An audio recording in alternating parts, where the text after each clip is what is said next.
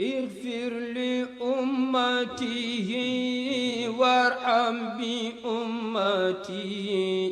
واستر لا واجبرنا عربي الله. اغفر لأمته وارحم بأمته واستر لها واجبرنا عربي الله. اغفر لأمته وارحم بأمته واستر لا واجبرا عربي الله. اغفر لأمته وارحم بأمته واستر لها واجبرا عربي الله. الحمد لله ذي تيسير يا الله نظم دراري له يا الله يا الله يا الله صل صلاة الانتهاء على سلم على المصطفى يا الله يا الله. تعظل صلوات الحصة الحكماء أهل المحبة أهل الله يا الله. صل صلاة وتسليما على قمر من نور كل الأكوان يا الله. لو لم ينق في فضاء الكون طلعته تبقى البرية في ظلماء يا الله. نور من النور قد أودعته حكما تفيد فيدا على الأخلاق يا الله. نور أحاط به الأنوار حجبة عن الحقيقة كل الخلق يا الله. نور مبين أتى نور المبين لإرشاد العباد جميعا ربي الله. ما في البرية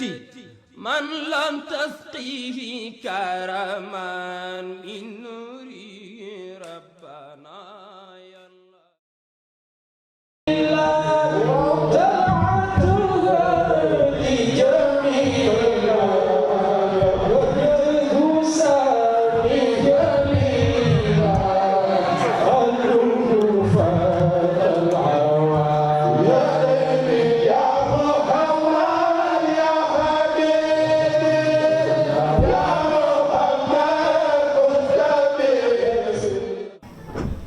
bismillahi irrahmani irrahim wasalaatu wasalaamu ala ashrafi almursalina sayidina muhammad sallallahu alayhi wa sallam wa ala alihi wa ashaabihi altayibin altahirin wa man ihtada bihadihi wastanna bisunnatihi wastarshada birushdihi ila yawmi din. wa radiyallahu an cheikhina wa qutbina mumiddi kulli awliya rahmani abil abbasi ahmad tijani radiyallahu taala anhu wa ardahu anna bihi amin. assalaamu aleykum wa rahmatullahi taala wa barakatuhu.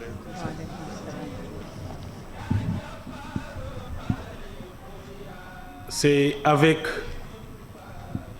l'honneur et un plaisir à la fois de venir en notre modeste personne Mouhamadou Moustapha Sy Mbaye conseiller du consulat général du Sénégal à Casablanca, accompagné par notre collègue Mohamedou Moustapha Diagne et l'assistante du consul Madame Bassoum, la secrétaire Madame Tal et notre collègue Boubacar Seydi, représenter officiellement Son Excellence Monsieur Massamba Sarr, consul général du Sénégal à Casablanca, pour prendre part à cette 9e édition de la journée Tijaniya nommée Journée Cheikh. Fadilatou Cheikh Mohamedou Habib, pour dire Fadilatou Cheikh, et après dire, si on veut, oncle ou papa à la fois, parce qu'il est à la fois papa et oncle du côté de la maman et du côté du papa. Vous le savez mieux que moi. Et les conférencières, la conférencière de tout à l'heure, Yasmina, et Seydi Aboubacar, et l'ensemble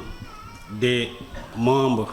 de la Fédération des Daïra Tidjane. Assalamu alaikum wa rahmatullahi ta'ala wa barakatuhu. Donc ñu ngi leen di nuyu ci turu consul général nga xam ni bu yi amee il nous instruit officiellement, à commencer tout d'abord par les correspondances adressées au ministère des Habous et des Affaires islamiques. C'est par là que nous remercions tout d'abord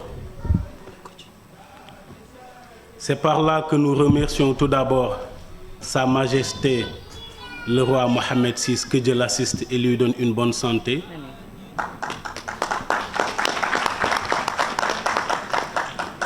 Qui nous permet à la fois, par l'entremise de ce ministère, d'organiser cette journée. Donc vous avez l'accompagnement du consulat général, mais qui travaille en étroite collaboration avec l'ambassade et le ministère des Habous. Donc nous le remercions vivement et prions Allah, avec la baraka de la personne à qui cette journée est dédiée, à savoir Mame Cheikh Ahmed Tijani, que toutes les œuvres entreprises soient réalisées avec efficacité et résultats attendus. C'est une journée, mais n'en est pas qu'une seule journée. Parce que Cheikh Ahmed Tijani Chérif, sa dimension transcende non seulement une journée, mais transcende le monde entier. Parce que vous l'avez dit tout à l'heure ou hier, le himamun,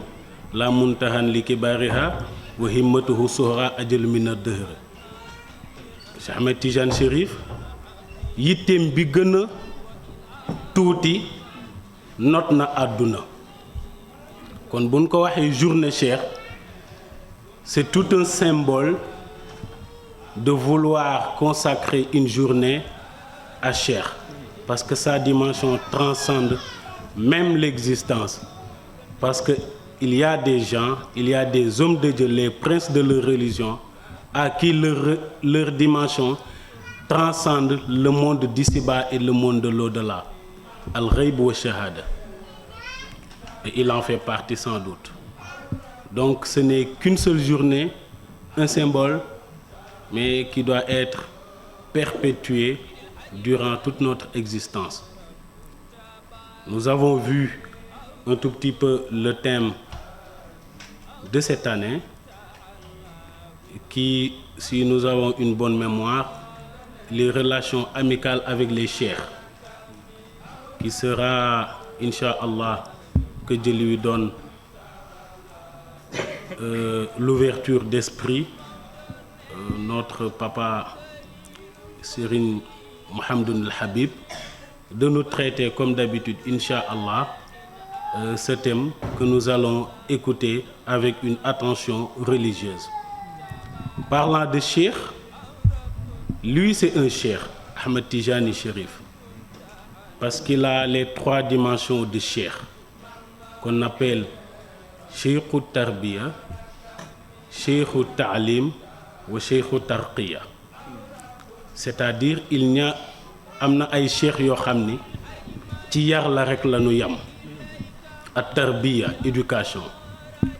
am cheikh yoo xam ni mënuñu éducation mais mën nañ la jàngal muy cheikhu taalim, am cheikh yoo xam ni mën nañ la jàngal waaye mënu na la def tarqiya, mënu la lay yóbbu ci yàlla. Cheikh Ahmed Tidiane Chérif regorge en lui-même les 3 dimensions de cheikh: cheikhu tarbiya, cheikhu taalim wa cheikhu tarqiya. moo tax Maam Cheikh Ahmed Tijani, notre directeur de conscience, disait que c'est le sens d'une plénitude, c'est-à-dire saaxibul fuyudaat. nga xam ni cheikh lim lay jàngal day laal àdduna laal àllaaxira, mooy ces dimensions yi nga xam ni moom la lay jàngale. moo tax moom nga nu doon jàngal démb ci xadaratul juma bi ci cheikh li mu boole woon ba mujj gi ñu ni finalement la tariqa tijaani n'est que l'apanage des aristocrates. Tel n'est pas le cas, c'est-à-dire c'est une voie, une tariqa qui concerne les gens civilisés dotés de bonne foi. Donc loolu cheikh loolu mooy méritam. moo tax maam cheikh disait fa dëhru dëhruka laa tuqaarabu sultatan te wal fatxu nag fatxuka kiffatay misaani. donc moo tax Cheikh Ahmed Tidiane Chérif jamono moom lay noot, bu nootee jamono nag fexe ba nga réussir la vie d'ici-bas et la vie de l'au-delà. foofu la ñuy terminer mooy waka annahum fi dhikri wal adabi alladi fi dhikri min mala isama ruuxaani, waaye nag waka annahum waqtan nashaati li ahlihim wa li qawmihim bi wazifati sultaani. Mam Cheikh Tidiane Chérif, en faisant les louages de son homonyme, disait que lorsque vous voyez les talibés cheikh autour de la wazifa, vous croyez qu'ils sont des anges, qu'ils ne sont que la vie de l'au-delà. Mais si tu les retrouves dans leurs activités respectives, ils sont à la fois des fonctionnaires, des agents de développement et des gens à qui la société est fière. Donc c'est ça, cette dimension qu'on appelle as-saad fi darayni, as-saad fi dunya wa as-saad fi al-akhirah. kon moo tax journée bi 10 minutes yu jot na, journée la rek mais am na leneen lu mu làmb ci gannaaw. donc moo tax bi ñu waxee thème bi nu ni on va essayer devant notre maître, ndax sëriñ ñu ngi lay jaajëfal ci kanamu nit yi. dama koy wax lu bari bi may jàng lu tax ñu indaale nempant yi, bi may téye ci loxo maa ngi photo boo xam ni des fois soxna si tooñ ma ni ma yow ndekete nii nga meloon. moom mii mu téye ma ci ziaru tam xarit ma sol daal lu ngaay te jardin d'enfants nuy jàng mu di nu laaj fan la suñ jàng toll. yàlla dogal ci kàttanu yàlla ak mbaaxam, ci kàttanu yàlla ak mbaaxam nu yóbbu nu France nuy jàng, mu di ma suivre foofu. ma ñëw Sénégal di liggéey, wax naa ko daaw bis mu woo ma téléphone ni ma damaa gis kuy naan café ci mbedd mi, mu ngi sol chemise bu mel nangam nangam, ma foog ni yow la. bu dee yow la wurloo naan café ci mbedd. kon sëriñ ñu ngi lay nuyu bu baax di la sargal. taxawee nga nu taxawu najaay ndax jigéen ji, taxawee nga nu taxawu baay ndax papa ji. kon ñu ngi lay nuyu bu baax di la ko sargal ci mbooloo mi, di la ñaanal yàlla sa leeru maam yàlla bu la ci kenn ëppale. nii la Maroc wóoloo ba bés bu nekk incha allah yàlla dogal nu lay xaar, yàlla nañ ko yokk nu dem ba su nempant yi ngay ñëw incha allah ba 80 ans nga di ñu defal journée cheikh. ñu ngi leen di baalu xaq, di leen wax nuyoo le consul général ak ñun àndal mu waxaat nu rek ni nu bu ngeen demee na ngeen wax nit yi nous sommes au Maroc, notre deuxième terre, mais il faut respecter les lois et règlements du pays d'accueil. am na loo xam ne buñ ko defee Sénégal mu jaadu mais buñ ko defee fii ci Maroc du jaadu donte sunu terre la nu bàyyi ci xel. Donc c'est en ces termes que nous vous disons au revoir. ñu leen ñaan yàlla que Dieu nous donne les dividendes de ces louanges et de ces enseignements tirés tout au long de cette journée. Nous vous disons wassalamu alaikum wa rahmatullahi ta'ala wa barakatuh.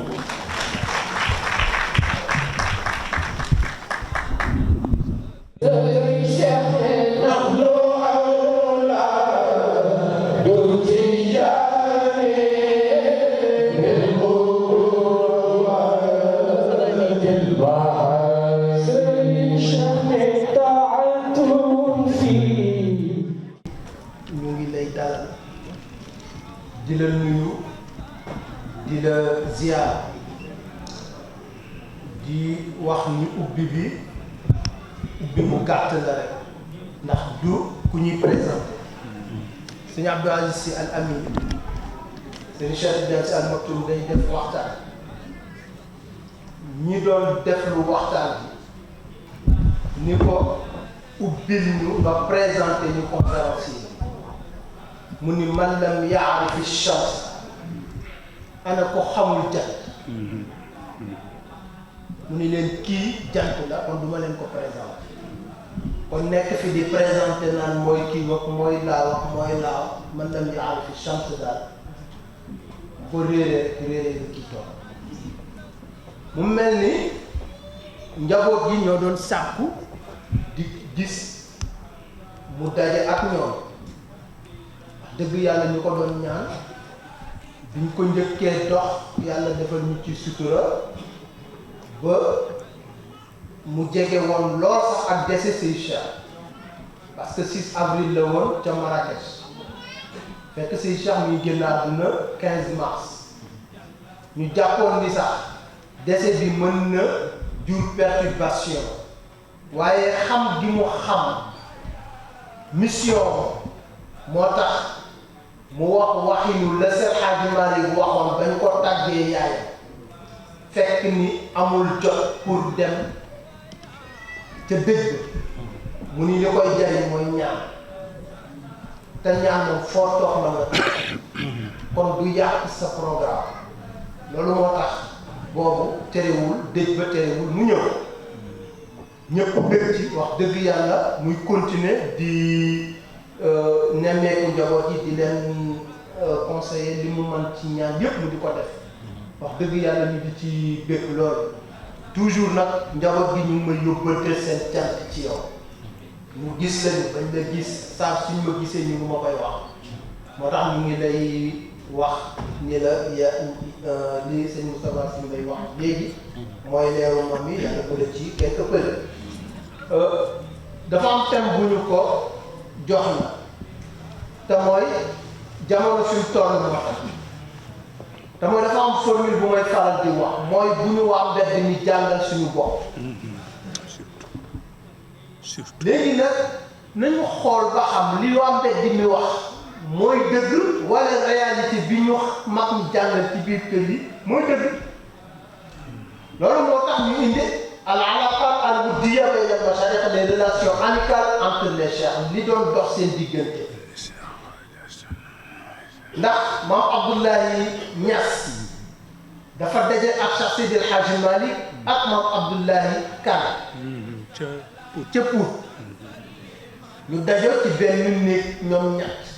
kenn ku ci nekk xam si cëru morom ñu jaayante foofu lañu jaayante ñu ni dinañ seet bés dina ñëw yàlla dëggal seen ànd bi benn at yàlla génne ci Cheikh Ibrahim Niass mu gane àdduna muy doomu maam Abdoulaye Kane amuy maam Abdou Hamid Kane mu maam Abdou Hamid Kane non soxna Asukar moo ci gane àdduna di doomu maam Abdou Hamid Kane ak Cheikh Ibrahim Niass di doom moom Abdoulaye Niass ak Cheikh Hadji Mansour di doom Cheikh Hadji Malick ñu ni kon lañu fasante woon yàlla dëggal la kon loolu li doxoon seen diggante yooyu noonu la sëriñ bi ñëw rek di ñu fàttali pour que waa mbedd mi bañ ñoo jàngal suñu bopp bu ko defee ñu di la wax ne ñu ngi gërëm ñëpp soxna Yasmina ak consulat waaye consulat tamit ñu ngi leen di yóbbante benn yóbbante ci consul jàmbaar ngeen yàlla leen yàlla fay yéen a ngi ñu taxaw waaye dafa am lu génn loo xamante ni dinañ leen yóbbante ngeen xool lu ngeen koy jëflante seen biir entre autorité ndax tamit dañoo am ay njaboot yuy jóge fii suñu suuf la mënuñu ko bàyyi parce que min ba'di makkata ardil qudsi taybata faasil xiltuha xayrul bari xayrul madinat maanaam Fass dafa bokk ci terre sainte yi nga xamante ni Tijaaniya dafa fond kon nag suñu dugg fi warul jafe kon nag yi nga xamante ni tëral nañ ko te fan yi ñu bind ko wax ko bu fekkente ni c'est pas réciproque nañu fexe ñu xool loolu ni ñu ko teggee mu gën a yomb ndax tamit dañoo am suñuy nijaay am suñuy yaay ñu ñëw di ziar ci Fass kon nag loolu ñu wax la ko yóbbante la ko duñu leen ko wax ci ruq fii la leen koy waxee ci kanamu ñëpp ngeen xam ni waxuma ko sama lam nañ communauté sénégalais bi nekk fii ci Maroc ñoom ñoo leen ko yóbbante ngeen waxal ñu ko consul ñu jotal ñu ko ambassadeur ñu jotal ñu ko kilifa yu mag ya ñu jéem a xool loolu naka dañ koy fexe ba mu yëwal bu ko defee ñu bàyyi kilifa gi rek mu dal ak jàmm subhaana rabbika rabbil izzati amma yasifuun wa salaamun alal mursaliin.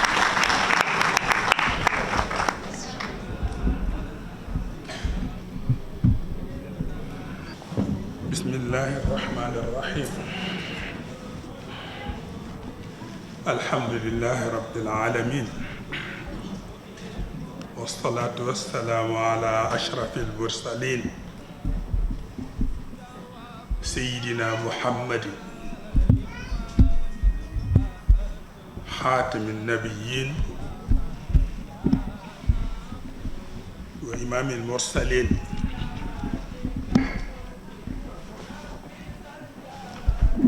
salaatan wa tasliman taran ala alxabibi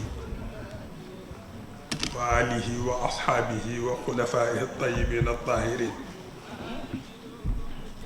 wa baada asalaamu aleykum wa rahmatullahi taala wa barakatuh. aleykum salaam. ñu ngi dellu am mbégte ñëwati ci Maroc pour bokk ak sunu mbokki taalibe yi mbokki jullit yi mbokki wëllëre yi bis mi nu tudde Seyid Cheikh Ahmed Tijani radiyallahu anhu wax dëgg yàlla muy doon bés bu rëy ci ñun xam naa du ñàkk ñuy am yitte waaye ñaare suñu jàppee bés bi nu sóoraale ko ci lu mënul a ñàkk yàlla gën di ko barkeel di ko gën a yëkkati ci barke ki ñu ko tudde am nañu yaakaar ne incha allah day gën di jëm kanam ñoom seen mbir dafay jolliku ay gën di dolliku rek wax dëgg yàlla danoo am yi gan xam naa du ñàkk dananoo am ñaari baat yu nu wax rek sédde leen ko ñoom itam ñu xam ban message la ñu ëndaale bokk ko ak ñoom comme nag ni ko sunu doom ay responsable la ndax moo fi toggal consulat bi Cheikh Moustapha Mbaye waxe noonu la moo leen fi toggal waaye baat yi mu àddu ku ko dégg xam ne moom itam ci la bokk doomu daara la lii lay dund nañu ñaan mu gën di ci bàyyi xel di ñaan itam yàlla gën ko ci ubbi nu sant itam Pape Babacar ci ni mu waxe am na solo itam un responsable c'est un responsable am na yoo xamante ni itam bu naree indi yàqu-yàqu faw ña ca war a wax rek wax ca waaye mën naa am du am jafeñ-jafeñ ndax ko xam diggante ñaari réew yi li ko samp dafa tolloo nag àdduna fépp la soppi ko tërale nii fépp la soppi ko Sénégal sax am na lu ñu daan maye tey boo demee di ko wut taxatul mu yombe noonu waaye ñi ko war a dox ñoo koy dox di ko wax rek ba forox ndol la am waaw ba forox ndol la am yal na ko yàlla taxaw yàlla def ci yéene yi ndax itam Fass ku ko bëgg a tere waa Sénégal daa am problème de parce que ci seen ruux la bokk kooku nu bàyyi ci xel waaye ngeen may ma nag dañuy nuyu suñuy sang bopp yi fi nekk ndax dana am sang yu fi ñëw te ñoo moom bés bi ñoo ko moom kenn moomu ko bu di Cheikhul Hadji Malick di doom ci alxalifa Serigne Ababacar Sy ibnu Cheikhul Hadji Mansour adeg yàlla mu ñëw ci yëfi boppam xaalam wane na ko ñëw itam ànd ak mbokk boppam di Cheikh El Hadji Bachir Mbacké ñoom ñoo bokk di jàngandoo ci Rabat bu ñu ñëwee fekke si ko seen bésu bopp la rek kon nan nu dalal leen wàcce leen ci seen wàccuwaay sant leen yàlla taxaw leen ci barke ñu baax ñi ngeen am di leen kattanal ba lu ca mag ña daan def seen wàll yéen itam mu kattanal leen ngeen mën di ko def ñoo am itam ay invité wax dëgg yàlla man boog ma xawaale ci am invité muy ñaar kii toog ci sama càmmoñ di as-Sayda Yasmina Sabihi yàlla mooy ko muy jigéen bu am yitte parce que mu ngi def liggéey ci Seyid Cheikh Ahmed Tijani al-Sharif al-Fatimi al-Hasani liggéey boo xam ni bariwul nu ko sumb mooy fépp fu njabootam nekk wala zawiyam nekk ci Maghreb nekk ko ci Mashriq nekk ko ci Afrique Sénégal fépp tabaarakallah def na ci liggéey ba encyclopédie bi tabaarakallah indaale na ko yàlla may nu itam ñuy collaborer ak moom ci façon bu am njëriñ wata journée bi ñëw mu def ci wàllam ñëw teew xam naa sax thème bi ñu doon tëral bàyyi woon ku mel ni moom mu traité ko doon na baax waaye xëy na nag ñàkkul rëccunu ndax itam dafa am yeneen liggéey yu taxaw ci kanamam itam rek mu bëggoon ci gën a def wàllam di sant kilifa yi fi teew yëpp sant mbokki daara yi mbokki taalibe yi wëllëre yi kenn amul lépp lii ci kaw suuf la ma mas a dégg Serigne Cheikh Ahmed Tidiane Sy radiyallahu anhu wax ko nee na lii bu ko yàlla xeebee ñàkk waaw bu ko yàlla xeebee ñàkk ndax gis nga la yonent bi sallallahu alayhi wa sallam waxoon ca ghazwatul Badr gaa ñi mu am jàmbaar lanu waaye lim ba dafa néew te ñi ñu jànlool itam lim ba bare na te fasunu yéen a bàyyi leen nu mucc moo xam ni pexe yàlla rek fi des nag mu tàllal loxoom teenu wax boroomam di ko ñii nga fi dese ñii li seen lim bi néew ñoom nga fi dese man ko soo leen seetaanee ñu faagaagal leen jaamu gën a gënal dootoo ko am ci kaw suuf parce que jaamu yàlla yomb na ay jaamu ko na mu ko gënale nag loolu liggéey boobu yombul ba tax tabaarakallah seen taxawaay bi kenn du ko xeb yàlla na leen ci yàlla gën a dëgëral yàlla gën ko yëkkati et ubbeeku yi ngeen ciy soxla yëpp yàlla defal leen ko daañu ko nag di sawar di ko ànd ak yéen ndax gis nañu li ngeen di def du bu leen ko ragal man xalaat bu ma ci am mu mën a jariñ rek waaye gisee Aboubacar wax ko ku ma gis mu bokk ci fédération bi te bokk ci ñi koy taxawu la cay sama dégg-dégg ak sama xalaat dinaa la ko wax parce que xam nañ ni dañu ko bokk ak yéen et nu bañ a guddal waaye ñu sant waykat yi kat waaw ndax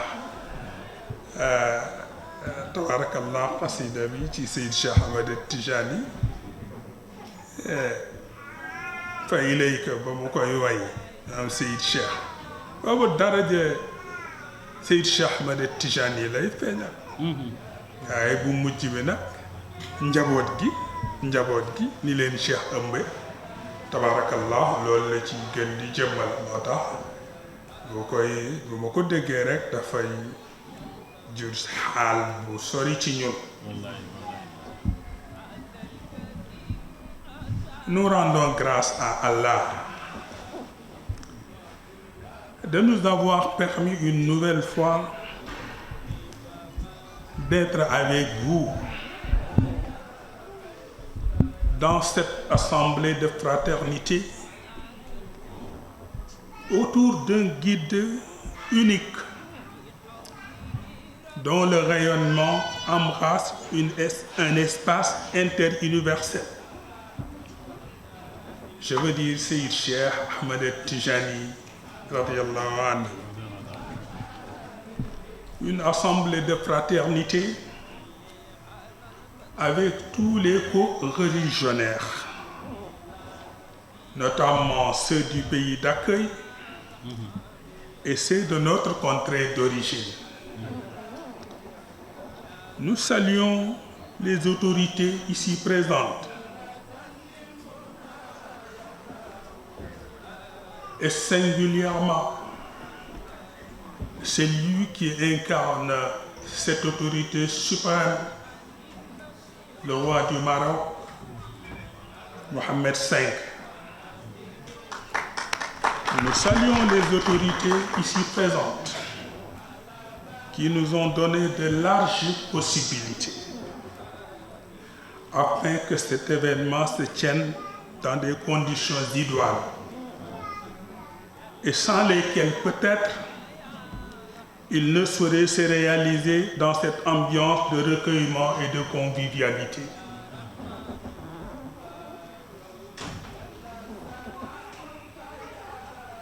Ce royaume, qui est un pays d'hospitalité dans ses traditions, mais aussi pour son savoir-faire et son dynamisme. Lorsque j'ai visité pour la première fois cette terre du Maroc, mon premier sentiment fut que ce terroir est béni de Dieu, parce que la nature est prodigieuse, mais surtout, elle n'est pas en divorce avec ses occupants. C'est un signe fort pour comprendre les crises qui secouent notre monde d'aujourd'hui. Chers frères et sœurs du Maroc, sachez garder cet héritage-là pour les générations futures et en signe de gratitude envers celui qui donne, mais dans le sens de la mesure. Et le Coran nous dit وَلَوْ بَسَطَ اللَّهُ الرِّزْقَ لِعِبَادِهِ لَبَغَوْا فِي الْأَرْضِ. Il faut s'en servir dans le sens de la mesure.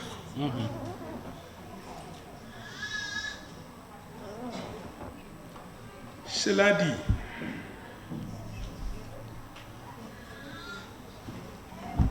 notre panel d'aujourd'hui nous renvoie à un thème de réflexion à la fois passionnante et inquiétante pour certains. En effet, parler de la femme en rapport avec le sacré et pour certains,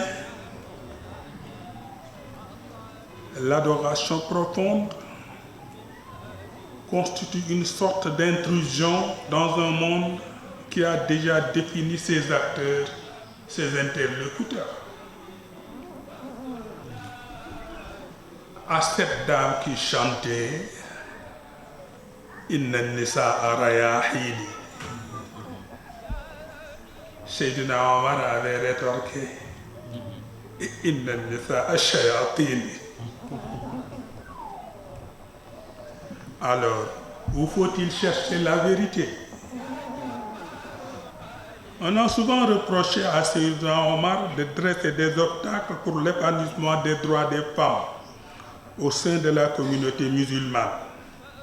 de Médine au temps du prophète. Son Matthieu, Saint Matthieu, a été le bras armé du Christ. Et le cher Omar, Seydina Omar, voulait aussi se dresser contre toute forme d'excès qui pourrait affaiblir la force et la stabilité des institutions musulmanes. Même si sa rigueur était parfois jugée excessive, cela était un véritable rempart contre les menaces qui pouvaient agiter sa communauté. Le prophète, sallallahu alayhi wa sallam, qui connaissait pratiquement les valeurs intrinsèques de tous ces religionnaires, ramenait tout le monde à la raison. Il disait toujours, 3 choses sont dignes d'amour: la femme, l'oraison et le parfum.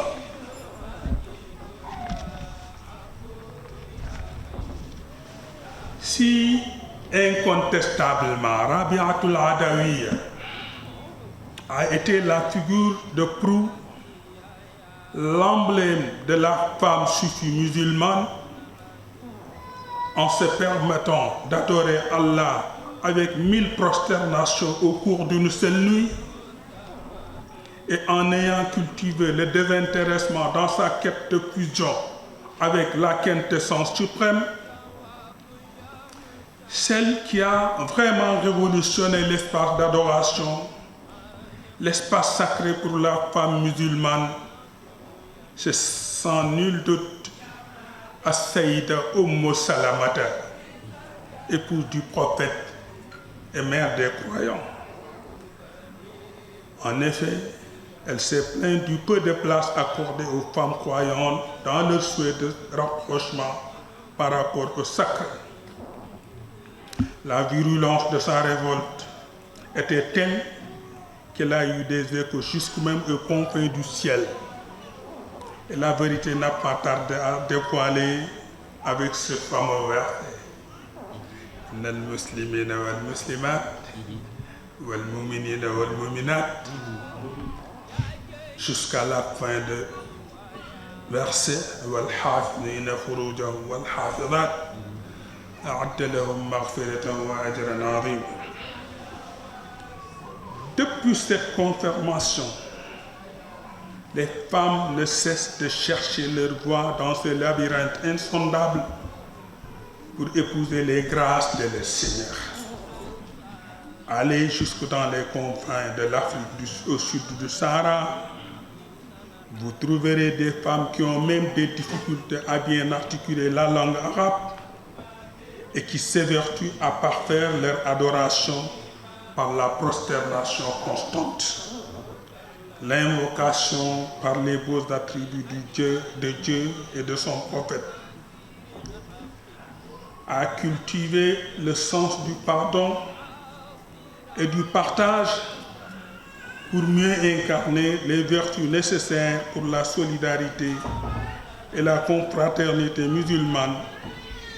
sans lesquelles la prière n'est vouée à aucune destination. فويل للمصلين الذين هم عن صلاتهم ساهون.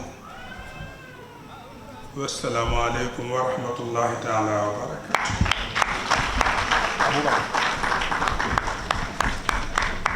xam naa ngeen baal na mel ni te ma xawoon a dégg ñu dañu demandé woon bu nu paree ndax mënuñu woon def synthèse ci teemu bëccëg bi moo taxoon ma jël élément boobu jiital ko pour que rek permettre xëy na ñi nekk ci barab bi te xëy na jekkuwunu wolof bi ba mu jeex nu mën a xam nun itam nag bu nu situé tabarakallah yëf ah ngeen baal na ah c'est vous qui avez osé le dire. Nos invités marocains ont faim. Ah. Vous êtes leurs frères et vous vivez avec eux. Peut-être que vous en savez plus que nous. léegi waxtu wi dafa teew. kaana waxtu salaat. lii gën nag mooy nu waa julli. bu dee am na nu soxla jël dëgëral seen biir tuuti nu bàyyi leen bu ñu paree nag un peu lii ñu ma ñaanoon man ma traité ko ma doog ko apporté ngeen jéggal nu gan ñi rek moo tax ma tàmbalee noonu nun nag bu nu paree nu waxtaanu doomu daara yi waaw ndax Sénégal am na force bu fa yàlla def mooy foofu ngay gis kuy jàng alquran làmmiñam di ko damm te ku ko xool xam ni la muy jàng barkeel la boo demee ci sama mbokk alpulaar ils disent pas xayril maxdubi alayhim wala daalin ils disent pas ça ils disent xayril maxloobi alayhim wala laalina. Allez chez les Poulards, que ce soit le marabout, l'imam ou le citoyen commun, quand ils récitent la Fatiha, ils ne savent pas dire Abdal. Ils prononcent le Dal à l'âme. Et pourtant, on ne doute pas de leur bonne foi et de leur piété. Ils récitent Hay, hay, hay. Ils ne disent pas Kha. Mais comme disait le prophète sallallahu alayhi wa sallam, Sinu bilalika, indallah kashil. Parce que Bilal ne savait pas dire Asha. Assams, il disait Assams, il ne pouvait pas dire Ashams. Parce que quand on n'a pas été formé très tôt à bien articuler en arabe, c'est difficile de se rattraper. Parce que c'est une langue gutturale. C'est pas une langue nasale, c'est pas une langue articulée au niveau de la langue. C'est une langue gutturale. Et il ne savait pas dire, au moment de réciter la Fatiha, il disait Hayril mahloubi, Hayril maghdubi, Hayril mahloubi, alayhim walallalina. Et j'ai l'habitude de dire que c'est seulement dans nos contrées que vous rencontrez quelqu'un qui a appris le Coran en wolof et qui le comprend mieux que certains qui l'ont appris en arabe. Oui, tout à fait. loolu mayu Sénégal la ku jàngul arab te bu la jàng bu waxee ci diine gën ko dégg ñi ko jàng ci arab moo tax tabarakallah bu nu ko xeeb moo tax man j'aimais la fierté de Serigne Babacar Sy radiyallahu anhu bu gan masaana ñëw mu mën a wax ak moom ci arab di wax ak moom ci arab day wax ci wolof ñu di ko firil parce que li mu bëgg mooy d'abord njabootam dégg li muy wax bala nga sonn jàmbur yi di dégg li ngay wax bëreel ba sa njaboot namp li ngay wax d'abord xaw na niru li leen Pape Boubacar wax léegi ni leen jànge sa li nga moom ca mbeddam jële ko ci fi nga ko war a jële mooy li am solo dafay kon bu nu jullee ba noppi rek nu dellu si et nu tàmbale mosalante ngi leen di jéggalu tabaaraka عند الممات وبعد الفوز ممنوع بلغ إلى شافي العالي أمانتنا صلاتنا مهل تسليم يا محمود صل وسلم على